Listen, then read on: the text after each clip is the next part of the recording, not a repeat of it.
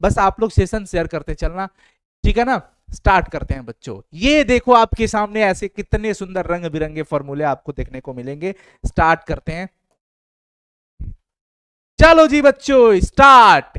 ये आप आवेश का क्वांटमीकरण से सबसे पहले इलेक्ट्रोस्टैटिक्स हो जाएगा, फिर करंट इलेक्ट्रिसिटी हो जाएगा, फिर मैग्नेटिज्म हो जाएगा, रे ऑप्टिक्स हो जाएगा, वेव ऑप्टिक्स हो जाएगा, एमपी में चले जाएंगे हम लोग, एटम्स न्यूक्लियाई कवर करते हुए कम्युनिकेशन सिस्टम पे जाके एंड कर देंगे और वहां आपका ये पूरा का पूरा समाप्त। तो Q बराबर प्लस माइनस एन, मैं फॉर्मूला दिखाते चलूंगा, पूरा आपको पता है क्या कौन है ये सब तो मैं बताते चलूंगा, पर इन डिटेल्स आप ऑलरेडी पढ़ाई कर चुके होंगे। इस सेशन के अंदर हम सिर्फ फिजिक्स पे फॉर्मूला पे फोकस करेंगे। Q बराबर प्लस माइनस एन, एफ बराबर 1/4 pi epsilon naught Q1 Q2 by r square, electrostatic force जिसको कहा जाता है।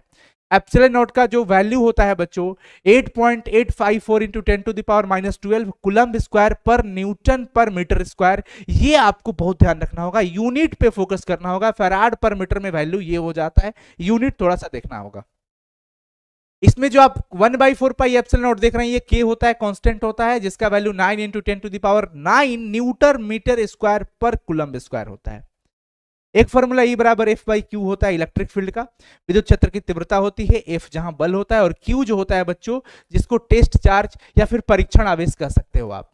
क्या कह सकते हो? परीक्षण आवेश कह सकते हो या फिर टेस्ट चार्ज अगर आप कहें तो कह सकते हैं, ठीक है। एक बार सेशन को सभी को शेयर कर देना। इसके बाद आप आ जाते हैं इलेक्ट्रिक फ्लक्स के अंदर, डी फाई बराबर ई डॉट डी ए, ये डॉट प्रोडक्ट है बच्चों। ई डॉट डी ए बराबर जैसे ए डॉट बी बराबर ए बी कॉस थीटा होता है, उसी प्रकार से E D A cos theta यहां पे आपके सामने मिल जाएगा। क्लियर है?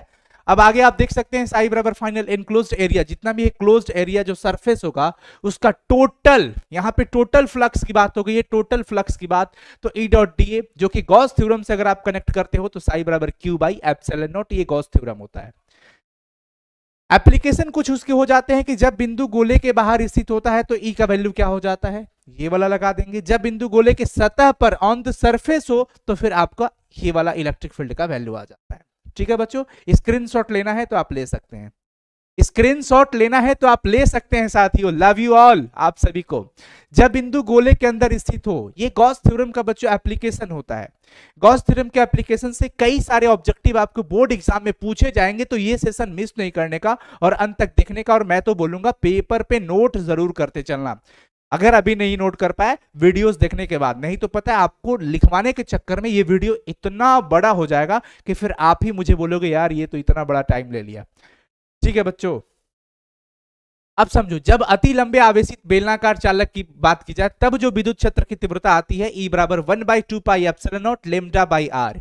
आवेश की समतल सीट के कारण जो प्लेन सीट होता है उसके समीप, उसके नजदीक विद्युत क्षेत्र की जो तीव्रता आती है E बराबर sigma by 2 pi epsilon not.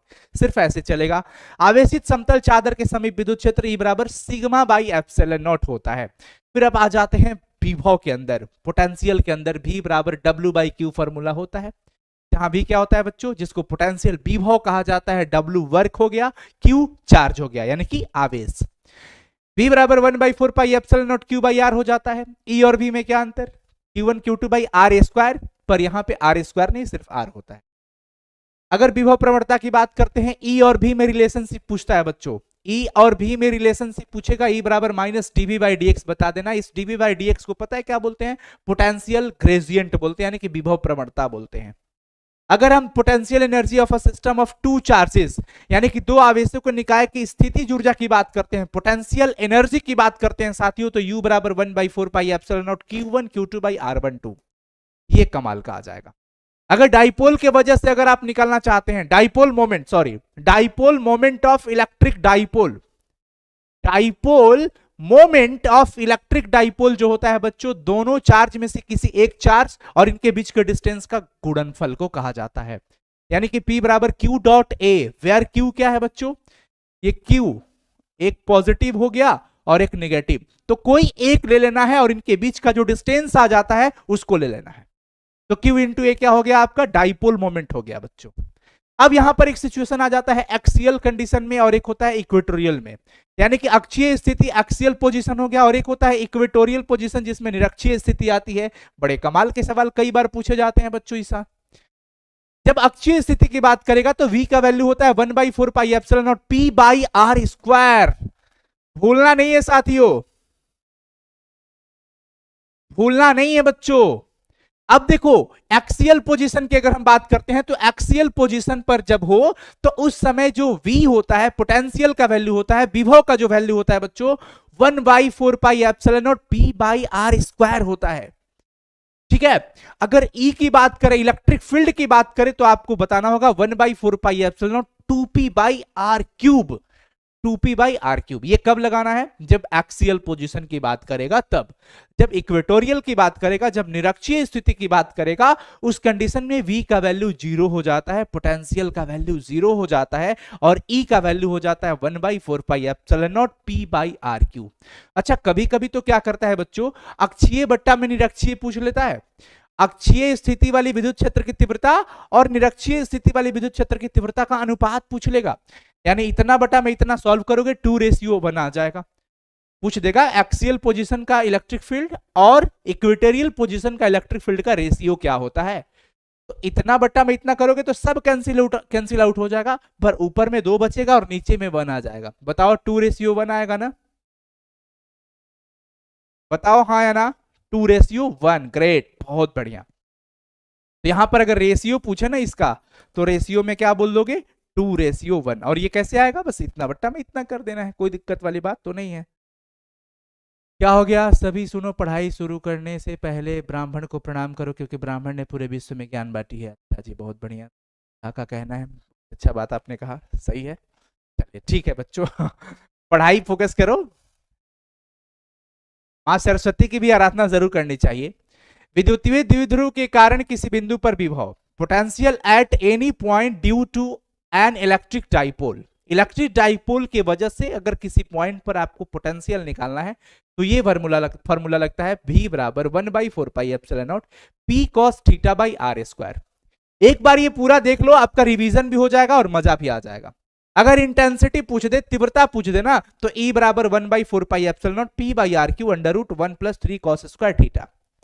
ये सारे फॉर्मूले बहुत कमाल के हैं। अगर टॉर्क बलाघुंड पूछ देगा, टॉर्क बराबर P क्रॉस E लगा दीजिएगा। एक समान विद्युत क्षेत्र में द्विध्रुव के विक्षेपण में किया गया कार्य, ये ऑब्जेक्टिव कमाल का पूछा है भाई, कई बार पूछा है, ये वाला स्टार मार्क कर रहा हूं, कई बार पूछा है। क्या पूछता है? Work done in deflecting a dipole in uniform electric field, यानी कि एक यूनिफॉर्म इलेक्ट्रिक फील्ड है और उसमें किसी डाइपोल को डिफ्लेक्ट करने के लिए, इधर उधर करने में जो वर्क डन होता है वो क्या होगा? वो होता है Pe1 - cos theta. Pe1 - cos theta, यहां थीटा से मिनिमम और मैक्सिमम वैल्यू भी फाइंड किया जा सकता है। उसके अलावा अगर U पोटेंशियल एनर्जी पूछ दे तो -Pe cos थीटा होता है, -Pe cos थीटा ही होता है बच्चों। आगे देखो, कैपेसिटर्स चैप्टर के अंदर आ जाते हो, संधारित्र वाला में है ना, वहां पे जाते हो तो C बराबर Q बाई V। C क्या है? संधारित्र की धारिता। Q क्या हो गया? आवेश। V है विभव यानी पोटेंशियल।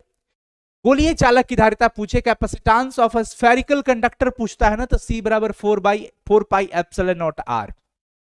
यहां पर पृथ्वी वगैरह का पूछ लेता है, सीधे R का वैल्यू दे देता है, तो R का वैल्यू सीधे पुट कर दो, सॉल्व कर दो, आ जाएगा।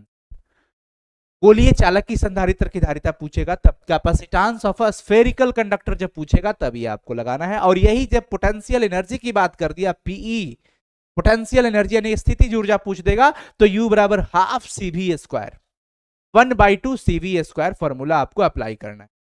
पहले ये बताओ, आप सबको ये सेशन अच्छा लग रहा है कि नहीं? क्या आप इस सेशन से खुश नहीं है, प्रसन्न नहीं है?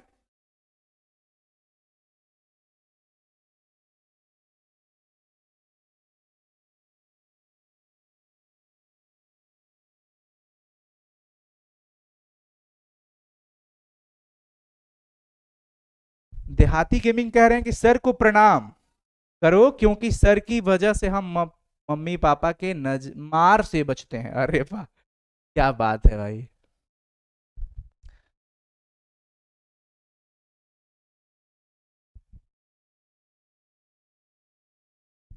यस, बहुत बढ़िया, बहुत बढ़िया बच्चों। इसमें देखो, इसमें हिंदी और इंग्लिश दोनों के लिए है। कोई ये बच्चा नहीं बोलेगा कि सिर्फ हिंदी मीडियम का लाए हैं सर, इंग्लिश का नहीं लाए हैं। ये दोनों के लिए है। दो आवेशित चालकों के बीच आवेश वितरण जब हो जाए, sharing of charge between two charge conductors, तो Q1 dash by Q2 dash बराबर C1 बाई C2। ये क्या है? शेयरिंग के बाद का जो चार्ज है Q1 डैश और नीचे Q2 डैश, इसका रेशियो C1/C2 के बराबर हो गया। अगर पैरेलल प्लेट कैपेसिटर की बात करें, समांतर पट्टिका संधारित्र की बात करें, तब जो फॉर्मूला होता है C बराबर एप्सिलॉन नॉट A/D होता है, फॉर्मूला याद रखना पड़ेगा। अगर capacitance of a parallel plate capacitor with compound dielectric, मान लीजिए कि ये पैरेलल कैपेसिटर है जिसमें ये अर्थ से कनेक्टेड है, ठीक है, बीच में टी मोटाई का अगर कोई परावैद्युत माध्यम रख दिया जाए, तब जो कैपेसिटेंस का वैल्यू आएगा C बराबर epsilon naught A/D minus T 1-1/एप्सिलॉन नॉट R। गोलीय संधारित्र की धारिता आप देख पा रहे हैं यहां पर।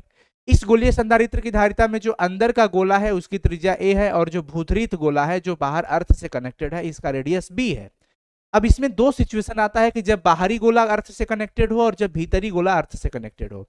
जब बाहरी गोला अर्थ से कनेक्टेड होगा तो C बराबर 4 एप्सिलॉन नॉट AB बट्टा में B माइनस A फॉर्मूला लगाना है, और जब भीतरी गोला भूतरित मिलेगा तो C बराबर 4 एप्सिलॉन नॉट B स्क्वायर बट्टा में B माइनस A लगाना है। ठीक है बच्चों, क्लियर हुआ? आगे देख लीजिए, बेलनाकार संधारित्र की अगर बात करता है, साइलेंड्रिकल कैपेसिटर की बात करता है, अगर कैपेसिटेंस ऑफ साइलेंड्रिकल कैपेसिटर, तो फॉर्मूला यहां पे है C बराबर 2 एप्सिलॉन नॉट L बट्टा में ln B/A। A और B क्या है आपको पता है, अंदर वाला बाहर वाला जो सिलेंडर है उसका रेडियस होता है। संधारित्र में जो एनर्जी स्टोर होती है, energy stored in capacitor, U बराबर half CV square.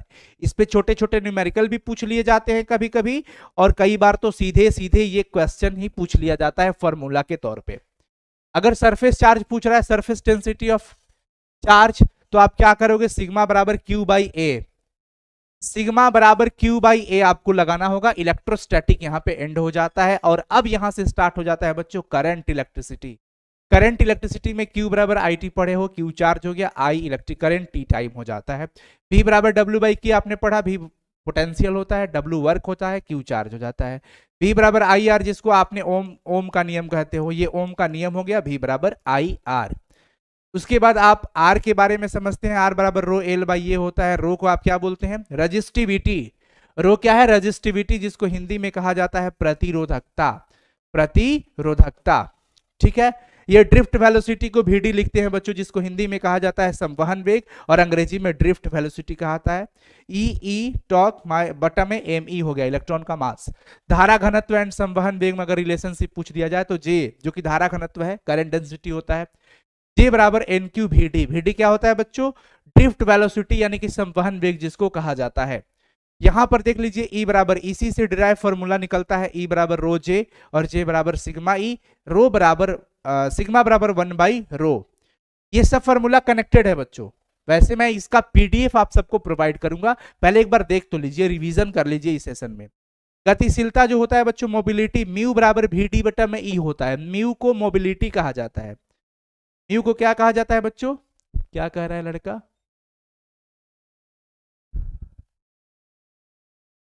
Sir inorganic chemistry के क्वेश्चन बैंक का पूछा गया सब्जेक्टिव सॉल्व कब कराएंगे प्लीज बताइए। शिवदयाल कुमार जी, बहुत जल्द हो जाएगा, आप टेंशन मत लीजिए, मैं पूरी तैयारी में हुआ कि वो जल्द सेशन आप लोगों को लाइव दे दिया जाए।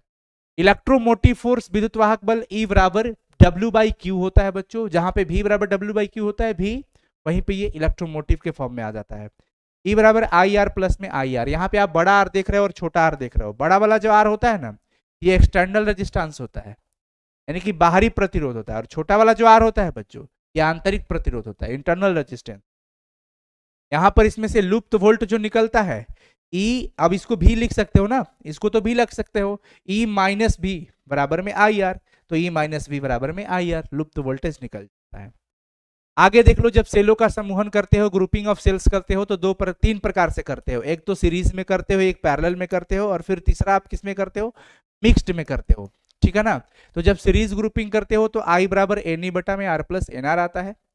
समांतर क्रम यानी कि पैरेलल में करते हो तो I बराबर ME, M और N क्या है, नंबर ऑफ सेल्स है। M और N, यहाँ पे N दिख रहा है और यहाँ पर M दिख रहा है, ये नंबर ऑफ सेल्स है। ये जो M है वो सीरीज के लिए सेल्स हो गया जो रोज में आता है, और ये जो हो गया आपका, सॉरी, ये पैरेलल के लिए हो गया और ये सीरीज के लिए। जब मिक्स्ड की बात आती है, मिक्स्ड में मतलब दोनों रहता है, तो M और N दोनों, I बराबर MNE बटा में MR प्लस में NR लगा देना है। किरचॉफ्स के रूल जानते हो, दो रूल होते हैं। फर्स्ट रूल जो कि आवेश संरक्षण यानी कि कंजर्वेशन ऑफ चार्ज से रिलेटेड होता है, ये भी क्वेश्चन सीधे बोर्ड एग्जाम में पूछा जाता है। कंजर्वेशन ऑफ चार्ज से किरचॉफ्स का कौन सा नियम कनेक्टेड होता है? पहला, यानी पहला नियम का संबंध कंजर्वेशन ऑफ चार्ज यानी कि आवेश संरक्षण सिद्धांत से जुड़ा होता है, और सेकंड जो होता है बच्चों वो ऊर्जा संरक्षण यानी कि कंजर्वेशन ऑफ एनर्जी से जुड़ा होता है। इसमें सिग्मा ऑफ टोटल आई जो इलेक्ट्रिक करंट होता है वो 0 हो जाता है, और इसमें E बराबर I इंटू आर। ये फर्स्ट लॉ हो गया और ये सेकंड लॉ हो गया। व्हीटस्टोन ब्रिज का जो कंडीशन है आपके पास P बट्टा Q बराबर R बट्टा में S, ये सारे रेजिस्टेंस होते हैं। उसके अलावा W बराबर VIT, W बराबर I स्क्वायर RT, यानी हीट के लिए U बराबर I स्क्वायर RT, ये सब एक दूसरे से कनेक्टेड होते हैं फॉर्मूले। पावर की बात कर लेते हो, इलेक्ट्रिक पावर, तो P बराबर I स्क्वायर R, फिर IR इसमें से एक निकाल दिया तो V हो गया P बराबर VI, फिर I की जगह पे वैल्यू रख दिया V बट्टा में R तो V स्क्वायर बाई R। मतलब ये तीनों एक दूसरे से कनेक्टेड है। सीधे बोर्ड एग्जाम में पूछ लेगा, अब देखना है कौन ऑप्शन में है, तो आपको एक पता होना चाहिए और दूसरा डिराइव करने आना चाहिए। लॉरेंज फोर्स की बात कर लेते हैं बच्चों, F बराबर Q E plus V cross B हो गया। ये लॉरेंज फोर्स कई बार बोर्ड एग्जाम में सीधे पूछा गया है, स्टार मार्क करता हूं, ये सब सीधे सीधे पूछ लेता है बच्चों, स्टार मार्क है ये भी। साइक्लोट्रॉन की जो फ्रीक्वेंसी पूछता है बच्चों, F बराबर 1/T QB बाई 2πm, बस फॉर्मूला है, पढ़ते जा रहा हूं, आपका रिवीजन हो जाएगा।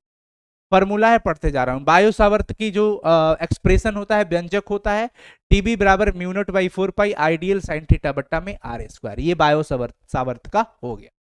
अब देख लो, आप यहां से जब जाते हो इसके एप्लीकेशन में, तो एप्लीकेशन में आप क्या पढ़ते हो कि सबसे पहला कंडीशन लग गया कि वृत्ताकार धारावाही कुंडली के केंद्र पर चुंबकीय क्षेत्र है, यानी कि सेंटर पे है, at the centre of a circular coil carrying current.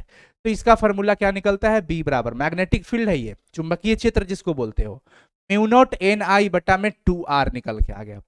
लेकिन जब सीधे धारावाही चालक की बात कारण पूछे, जब आपसे पूछने लगे कि स्ट्रेट करंट कैरिंग कंडक्टर, तब क्या कहोगे आप? उसमें भी दो सिचुएशन आ गया कि अनंत लंबाई का तार है, इनफाइनाइट है, इनफाइनाइट लेंथ है, तब आपको B बराबर म्यू नॉट I बटा में 2πr, और जब फाइनाइट लेंथ का आप यहां पे तार यूज कर रहे हो तो म्यू नॉट I बटा में 4πr साइन अल्फा 1 प्लस में साइन अल्फा 2, ये एंगल आपको देखना पड़ेगा।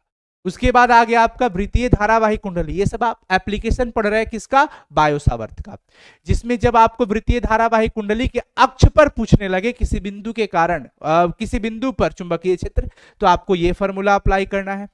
इसके बाद एम्पियर का सर्किट लॉ बहुत इंपॉर्टेंट होता है, B डॉट DL, और ये एनक्लोज्ड हो गया म्यू नॉट I, इंटीग्रेशन किया गया बच्चों, और ये जो देख रहे हो ना ये बंद सतह के लिए बताया जाता है, क्लोज्ड एरिया के लिए म्यू नॉट I के बराबर होता है, इसको बोलते हैं एम्पियर सर्किट लॉ, ठीक है ना। यहां पर इसमें भी आप देख सकते हैं इसका अनुप्रयोग क्या है कि जब बिंदु धारावाही तार की सतह पर हो तो ये फॉर्मूला, और जब बिंदु तार के भीतर हो तो ये फॉर्मूला। B बराबर म्यू नॉट I बटा में 2πr यहां लगाना है, और B बराबर म्यू नॉट IR बटा में 2πr स्क्वायर यहां लगाना है।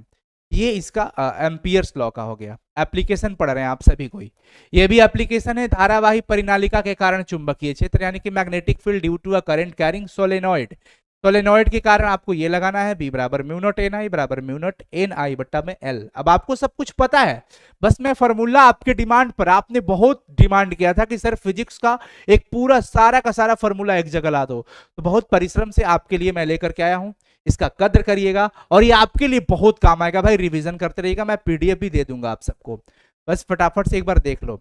जब यहां पर परिनालिका यानी सोलेनॉइड के कारण पूछे तो ये वाला फॉर्मूला, और टोरॉइड के कारण पूछे बच्चों तो ये फॉर्मूला लगा देना है। उसके बाद भी पूछता है कि चुंबकीय क्षेत्र में धारा लूप पर जो बल आघूर्ण लगता है, टॉर्क का जो वैल्यू पूछता है NI क्रॉस P, ये फॉर्मूला लगा देना है, कुछ करना ही नहीं है। अब आ जाता है संट के बारे में, तो संट वाला में गैल्वेनोमीटर से जो धारा निकलती है, IG का मतलब गैल्वेनोमीटर से जो पास होती है धारा, S बट्टा में S प्लस में G, ये क्या है? संट का प्रतिरोध हो गया। G क्या है? गैल्वेनोमीटर का, ये I हो गया। इसके लिए जब संट से धारा पूछे तो ये, और संट प्रतिरोध का मान पूछे तो G बट्टा में N-1, ये बहुत इंपॉर्टेंट होता है, सीधे सीधे पूछता है। चुंबकीय फ्लक्स यानी कि मैग्नेटिक फ्लक्स पूछे D फाई बराबर B डॉट DA, यानी BDA cos थीटा भी हो सकता है। फैराडे का नियम विद्युत वाहक बल के रूप में देख लो, E बराबर माइनस एन डी फाई बटा में DT। अगर मोशनल EMF पूछ ले तो ये फॉर्मूला लगा दीजिए, यही से कनेक्टेड ये फॉर्मूला है। इसी से अब अगर प्रेरकत्व सेल्फ इंडक्टेंस की बात करें तो सेल्फ इंडक्टेंस L बराबर N फाई बटा में I हो गया, इससे जुड़ा हुआ EMF हो गया, और ये पोटेंशियल एनर्जी हो गया Q बराबर हाफ LI स्क्वायर। तो ये सब के सब कनेक्टेड है बच्चों। अल्टरनेटिंग करंट के अंदर जाते हो ई बराबर E naught sine omega T, तो आई रख दिया I naught sine omega T. फिर इसी प्रकार से आप भी रख सकते हो, आई नोट बराबर epsilon naught A by epsilon naught by R. RMS का वैल्यू ये तो हमेशा पूछता है, आई नॉट बाई √2 लगा देना है। जैसे आई आरएमएस है वैसे वी आरएमएस, यहाँ आई नॉट यहाँ पे वी नॉट, नीचे √2 नीचे √2। ठीक है, उसके बाद जब सर्किट में आर और सी हो, आर का मतलब रेजिस्टेंस और सी से कैपेसिटर, यानी कि जब आर और सी सर्किट हो तो जेड का वैल्यू ये होने वाला है और एक्स का वैल्यू ये होने वाला है और tan फाई का वैल्यू ये होने वाला है। ठीक है, जब एल आर सर्किट हो तो एल आर के लिए जेड का वैल्यू ये होने वाला है, एक्स का वैल्यू ये होने वाला है और tan फाई का वैल्यू ये होने वाला है। जब एल और सी सर्किट हो, यानी एल का मतलब इंडक्टेंस, तो जेड का वैल्यू ये होने वाला है, या फिर ये भी कह सकते हो एक्स का वैल्यू ये होने वाला है, फाई का वैल्यू ये होने वाला है π/2। और cos फाई जिसको हम लोग पावर फैक्टर बोलते हैं बच्चों, शक्ति गुणांक, जो कि R बट्टा में जेड होता है। R बट्टा में जेड का वैल्यू रख दो तो शक्ति गुणांक निकल के आ जाता है। तो ये काफी बार पूछा गया है कि एलसी परिपथ के लिए, एलसी सर्किट के लिए cos फाई का वैल्यू कितना होता है, 0 होता है। एलसीआर के लिए पूछ लेगा तो जेड का वैल्यू यहां पर, ये वाला वैल्यू यहां पे, tan फाई का वैल्यू यहां पर। लेकिन जब केवल एल हो तब पावर फैक्टर का वैल्यू पूछे, जब केवल एल हो तो 0 बताना है, जब केवल कैपेसिटर लगा हो तो भी 0 बताना है, जब केवल आर लगा हो तो cos फाई का वैल्यू 1 होगा। यानी cos फाई क्या होता है बच्चों, पावर फैक्टर, शक्ति गुणांक जिसको कहा जाता है। आगे देख लीजिए, मैग्नेटिक इंटेंसिटी H बराबर B बट्टा म्यू नॉट माइनस M हो गया। चुंबकशीलता पूछे, परमिएबिलिटी म्यू बराबर B बट्टा में H लगा दीजिए। बी सी ए जुड़े 36 घटक वाली जो फॉर्मूला होती है हॉरिजॉन्टल कंपोनेंट वाला, वो यहाँ पे आप लगा लीजिए। ये क्वेश्चन बहुत पूछा जाता है, tan डेल्टा का वैल्यू पूछ देता है सीधे, तो कई बच्चे गड़बड़ हो जाते हैं, पर यहाँ याद रखना BV बट्टा में BH। H क्या है, H फॉर हॉरिजॉन्टल, V से वर्टिकल है। ठीक है ना। अब देख लो ये वाला E डॉट डी एस, ये सब गॉस थ्योरम वगैरह लगाया गया है ना इसमें। E डॉट डी एस बराबर Q by epsilon not, B dot D S बराबर 0 चुंबकीय के लिए, और E डॉट डी एल बराबर माइनस डी फाई E बट्टा में dt। अब आप आ जाते हैं ऑप्टिक्स के अंदर। ऑप्टिक्स के अंदर आप आ जाते हो तो ये तो F बराबर R/2, दर्पण सूत्र जिसको मिरर फॉर्मूला बोलते हो, मैग्निफिकेशन आवर्धन का फॉर्मूला, ये स्नेल वाला नियम साइन आई बट्टा साइन आर बराबर नियतांक, अपवर्तनांक का फॉर्मूला जिसको रिफ्रैक्टिव इंडेक्स समझते हो, म्यू एम बराबर सी बट्टा में C M.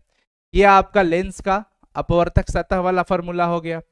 Power of lens का फॉर्मूला, जब एफ मीटर में दिया हो, डॉट डॉट एम मीटर में दिया रहा है, जब सेंटीमीटर में दिया रहा है तो 100 बट्टा एफ कर सकते हो, या सीधा एफ मीटर को सेंटीमीटर में चेंज कर लेना है। लेंस मेकर फॉर्मूला बहुत इंपॉर्टेंट, 1/f बराबर μ2 by μ1 minus 1 into 1/r1 minus 1/r2। This formula is known as lens maker formula. यहां से लेंस फॉर्मूला आ गया बच्चों। पावर जब मतलब 2 और मोर देन 2 लेंसेज अगर आप कनेक्ट करके रखते हो तब जो इक्विवेलेंट पावर निकलता है P1 प्लस में P2 कर देना है। ठीक है ना। यहां पर देख लो F इक्विवेलेंट वाला, delta H by F, M beta by alpha, magnification है सिंपल, सरल सूक्ष्मदर्शी का, सिंपल माइक्रोस्कोप का। लेकिन जब कंपाउंड माइक्रोस्कोप हो जाए तो एम का 2 फॉर्मूला, एक माइनस VO बट्टा में UO, ओ जो दिख रहा है ना ये ऑब्जेक्टिव का है, ऑब्जेक्टिव लेंस का होगा, और एक ई दिखेगा तो आईपीस यानी कि नेत्रिका का। यह विदृश्यक की प्रतिबिंब की दूरी हो गई, वस्तु की दूरी हो गया। डी तो आपको पता ही, स्पर्श दृष्टि की न्यूनतम दूरी। एफ क्या होता है, फोकल लेंथ होता है, ई से आईपीस यानी कि नेत्रिका का। क्लियर है। यहां पर भी आप क्लियर रखना, ये फॉर्मूला सीधे सीधी पूछता है, एम बराबर माइनस एल बट्टा में एफओ वाला। और यहां से आपको ध्यान रखना पड़ेगा, आवर्धन क्षमता बढ़ते जाएगा जब नली की लंबाई लेंथ बढ़ता है, तो सीधा सीधा समानुपाती है, तो एल बढ़ाने पर नली की लंबाई भी बढ़ती है। अगर एस्ट्रोनॉमिकल टेलीस्कोप की बात कर दिया आपसे तो एम बराबर माइनस एफओ बटा में एफ ई सीधे लगा लेना, और जो एल होता है लेंथ जो होता है तो वो लेंथ हो गया एफओ प्लस में एफ ई, सीधा सीधा। एम का एक और फॉर्मूला माइनस एफओ बटा में F E 1 plus F E by D.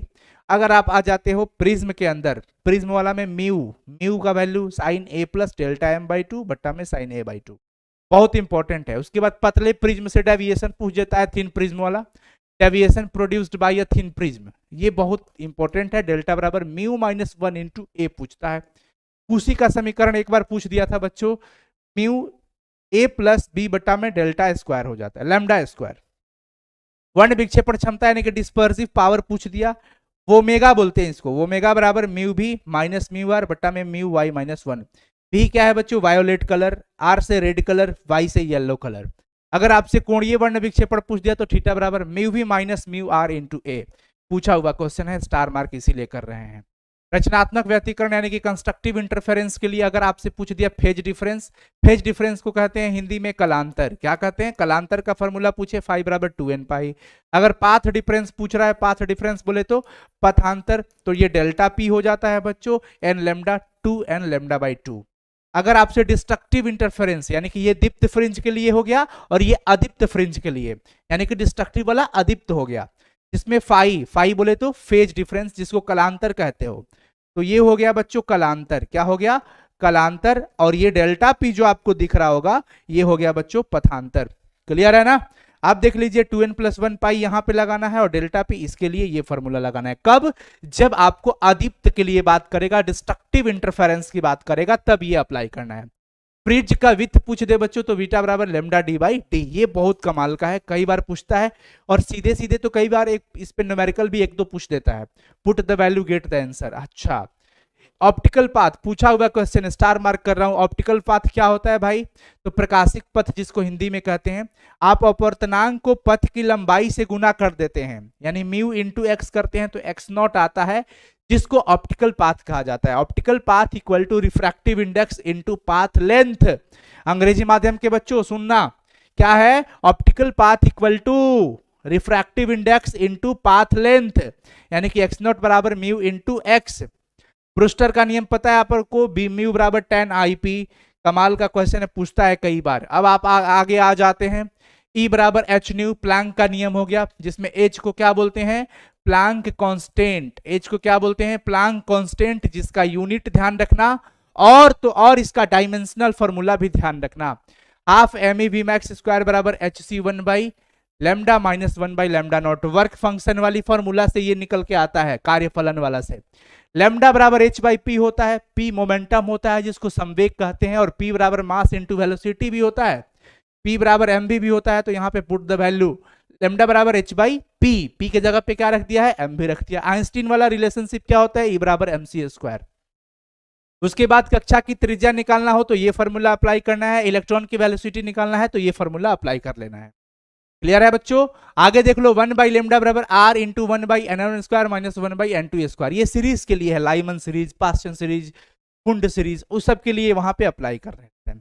Are बराबर R naught A to the power 1/3 निकल जाएगा, रेडियस वाला। आगे देख लो, टी हाफ लाइफ है, ये T half life equal to 0.6931 by lambda. ये टी ए जो दिख रहा है बच्चों, ये एवरेज लाइफ है जिसको 1 बाई लैम्डा कहते हैं।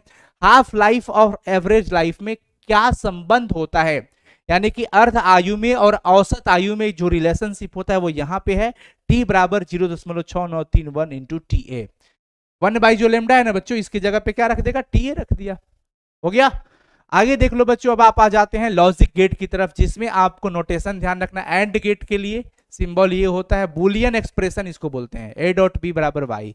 एक ट्रुथ टेबल होता है। अगर आपको पूरा का पूरा लॉजिक गेट का क्वेश्चन समझना है तो आप सर्च करिएगा 12th logic gate by science संग्रह, यूट्यूब पे आपको मिल जाएगा, कंप्लीट ऑब्जेक्टिव और कॉन्सेप्ट के साथ, कोई दिक्कत नहीं होगा। ठीक है बच्चों। आगे देख लो, जब और गेट की बात करें, सिंबल ये है, बुलियन एक्सप्रेशन ये है। नॉट गेट का ये होता है बुलियन एक्सप्रेशन, ए बराबर ए बार हो गया। नॉट प्लस एंड नैंड बनता है, नॉट प्लस में एंड नैंड बनता है, जिसका जो एक्सप्रेशन होता है उसके ऊपर बार लगा दो, ए डॉट बी के ऊपर बार। उल्टा, नॉट का मतलब निगेटिव, ए है तो ए के ऊपर बार लग गया, ए डॉट बी है तो ए डॉट के ऊपर, ए डॉट बी के ऊपर बार लग गया। नॉट प्लस में और मिलके नॉर बनता है, तो इसमें क्या था, ए प्लस बी बराबर वाई था। ये दोनों इनपुट है, वाई आउटपुट है। ये इनपुट है दोनों, ए और बी इनपुट है, और ये वाई आउटपुट हो गया, ये वाई आउटपुट हो गया, बार हो जाएगा। तो ये पूरा का पूरा समाप्त हो गया। मजा आ गया, मुझे बहुत मजा आया। और आज मैं पूरे 2 से 3 घंटा इसको लिखने में लगाया हूं, क्योंकि आपका जो कमेंट था ना बच्चों, दिल को लग गया था कि यार बच्चों को बहुत नीड है फॉर्मूले का, बहुत जरूरत है, तो मैंने ये सेशन रख दिया आप सबके लिए।